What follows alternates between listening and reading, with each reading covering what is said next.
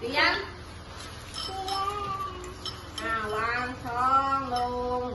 ใส่น้ำ น้ำเยอะ ใส่น้ำใส่โอเค ถอยหลังมาถอยหลังมา ใส่นมเอาวางก่อนใส่นมเอาช้อนตักนั่งยืนเหมือนครูดาวอย่างนี้ทำแบบนี้ใส่นมไม่ใช่หยิบช้อนโอ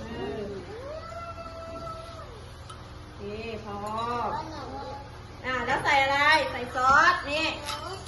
เอาซอสใส่ยืนขึ้นดิตัวเองก็เตี้ยพอต่อไปจะใส่อะไรบ้างใส่นี่ไหมอยากใส่อะไรชี้หมูสับหยิบใส่จับช้อนเอาอะไรอีกเอาไหนเอาก้าใส่ไหนอีกใส่ไหนชี้แครอทโอเค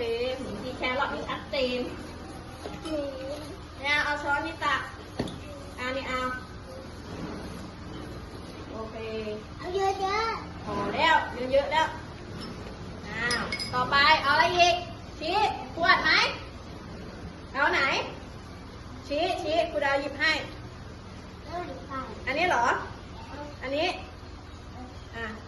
ไส้กรอก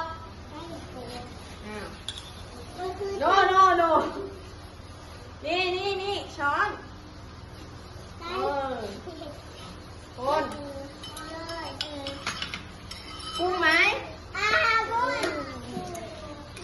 เอาคนเลยเดี๋ยวครูดาวใส่ให้ทั้งนั้นคนปูอัดเอาไหมเอาก้าปูอัด